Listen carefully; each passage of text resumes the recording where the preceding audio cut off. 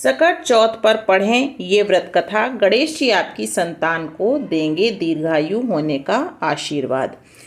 तो दोस्तों, हमारे YouTube चैनल सेल्फ वॉइस में आप सभी का स्वागत है।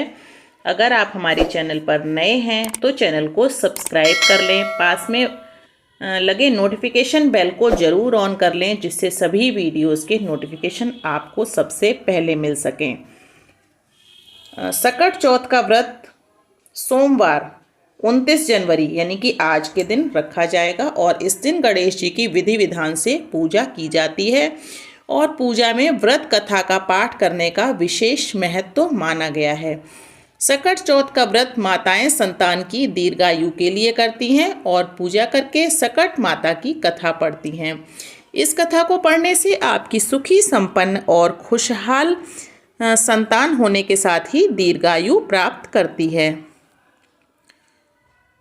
तो दोस्तों, सकट चौथ व्रत कथाएं 2 हैं, जिसमें सबसे पहले नंबर की कथा मैं आपको सुनाने जा रही हूँ।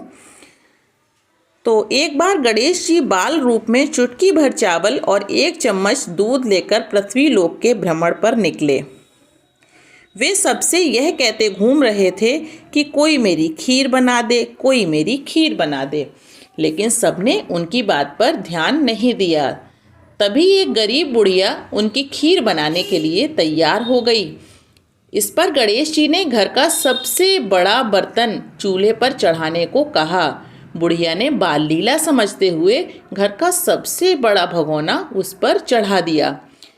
गणेश जी के दिए चावल और दूध भगोने में डालते ही भगोना भर गया।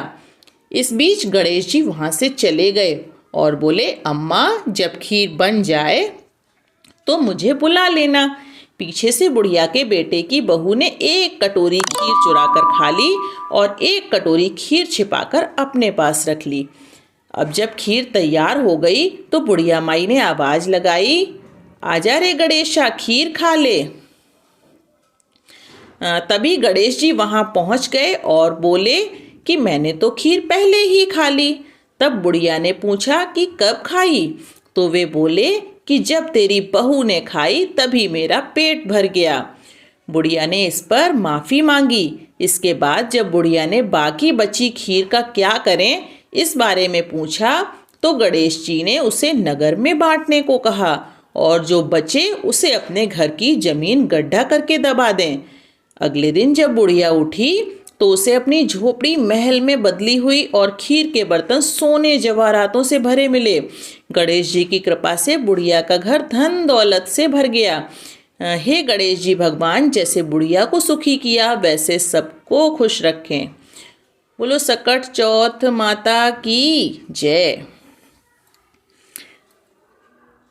तो अब हम आपको सुनाने जा रहे हैं दूसरी कथा। किसी नगर में एक कुम्हार रहता था। एक बार जब उसने बर्तन बनाकर आंवा लगाया तो आंवा नहीं पका। हार कर वह राजा के पास जाकर प्रार्थना करने लगा कि आंवा पक ही नहीं रहा है। तो राजा ने पंडित को बुलाकर कारण पूछा तो राजा पंडित ने कहा कि हर बार आंवा लगाते समय बच्चे की बलि देने से आंवा पक जाएगा। राजा का आदेश हो गया। बलि आरंभ हुई। जिस परिवार की बारी होती वह परिवार अपने बच्चों में से एक बच्चा बलि के लिए भेज देता। इसी तरह कुछ दिनों के बाद सकट के दिन एक बुढ़िया के लड़के की बारी आई। बुढ़िया के लिए वही जीवन का सहारा था, लेकिन राज आज्ञा के आगे किसी की नहीं चलती। दुखी बुढ़िया सोच रही थी कि मेरा तो एक ही बेटा है, वह भी सकट के दिन मुझसे जुदा हो जाएगा। बुढ़िया ने लड़के को सकट की सुपारी और दूब का बीड़ा देकर कहा कि भगवान का नाम लेकर आंवा में बैठ जाना, सकट माता रक्षा करेंगी। बालक को आंवा में बैठा दिया गया और बुढ़िया सकट माता के सामने बैठकर पूजा करने लगी।